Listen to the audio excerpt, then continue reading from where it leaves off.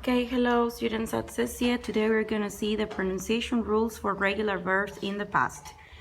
Primero que nada vamos a ver qué es un verbo regular y qué es un verbo irregular porque veo que están teniendo problemas con eso.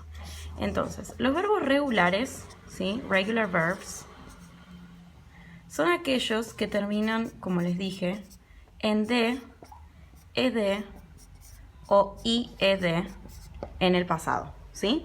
Por ejemplo, vamos a poner un ejemplo de cada uno. Use es un verbo que en el presente termina en E y en pasado solo le pongo la D y ya lo transformé en pasado.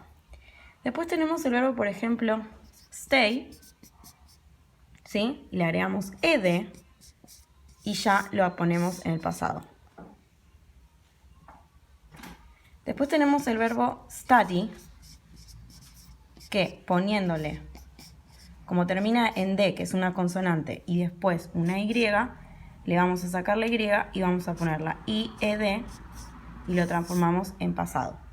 Esos son los verbos regulares, porque terminan en D, ED, IED en pasado.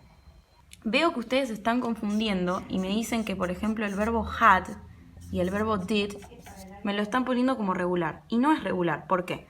Fíjense siempre en el presente del verbo. El presente del verbo had es have o has, ¿sí? Entonces, cuando yo lo quiero transformar en pasado, tiene que cambiar.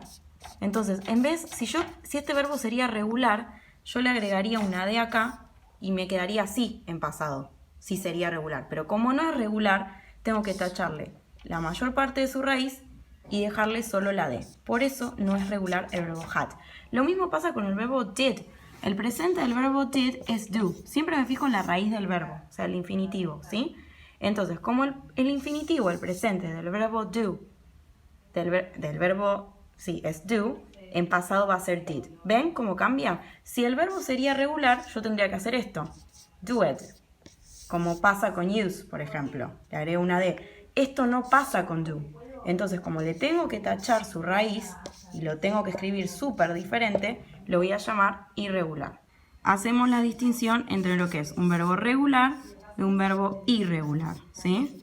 Entonces, un verbo regular se le agrega la E, la D, la IED o la D, ¿sí?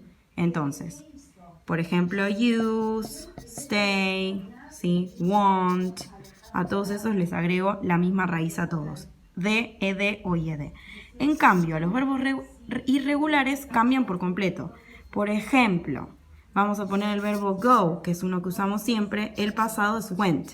Como cambia y no le agrego ED para poner el pasado, se le llama irregular, porque no sigue esa regla. Sería como un verbo que no es normal, ¿sí?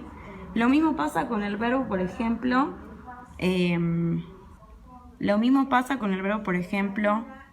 stand, que es quedarse en algún lado, ¿sí? El pasado del verbo stand es stood. Fíjense que como cambia completamente, es irregular.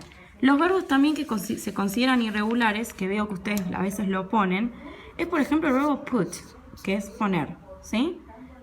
Como este va en presente y en pasado igual, es irregular, porque no sigue la regla normal de ponerle D, IED o D al verbo. Por eso lo llamamos irregular, porque no sigue esa regla. Sí queda igual, pero es distinto a los demás. Y lo mismo pasa con el verbo cost, por ejemplo, que es costar, que en presente es cost y en pasado también es cost. Bien, ahora sí vamos con las reglas de pronunciación para los verbos regulares en el pasado. O sea, aquellos que terminan en D, ED o IED, o sea, D, ED o IED. Bien, las reglas que tienen que seguir son estas, son 4. Si el verbo termina en vocal, en su raíz, o sea, en vowel, if the verb ends or finishes in vowel, you pronounce it with D. Vamos a poner un ejemplo. Supónganse el verbo use, ¿sí? Como lo vimos antes. Como se le agrega una D, cuando lo pronuncio, vamos a pronunciar used. Used, con D, ¿sí? Used. Bien, si el verbo termina en su raíz, ven que su raíz siempre me refiero a en presente, en infinitivo. Siempre se tiene que fijar la raíz del verbo para saber cómo se pronuncia. O sea, esto aplica a todas las vocales, o sea, A, E, I, O, and U. Si el verbo termina en su raíz con algunas de estas vocales, vamos a pronunciarlo con D. La segunda regla es, si el verbo termina con B, C, CH, F, G, H, J, L, M, Q, R, S, S, V, double B, X, or SID, si termina con alguna de todas estas consonantes, o sea, la mayoría de las consonantes, lo voy a girar así lo ven mejor. Si el verbo termina con alguna de esas consonantes, lo vamos a pronunciar con D también, como el anterior. Sería como casi la misma regla. Por ejemplo, el verbo travel, que es uno que conocemos, que es viajar, que le agrego una consonante más y le agrego ED. Entonces, para pronunciarlo, pronuncio traveled con D. ¿Por qué? Porque el verbo termina en L en su raíz. Entonces pronuncio traveled, ¿sí? Después, la tercera regla es que si el verbo termina en T o en D en su raíz, pronuncio ID. Por ejemplo, el verbo want, ¿sí? El verbo want, ¿cómo lo pronuncio? Lo pongo en pasado wanted. Y como termina en T en su raíz, pronuncio wanted.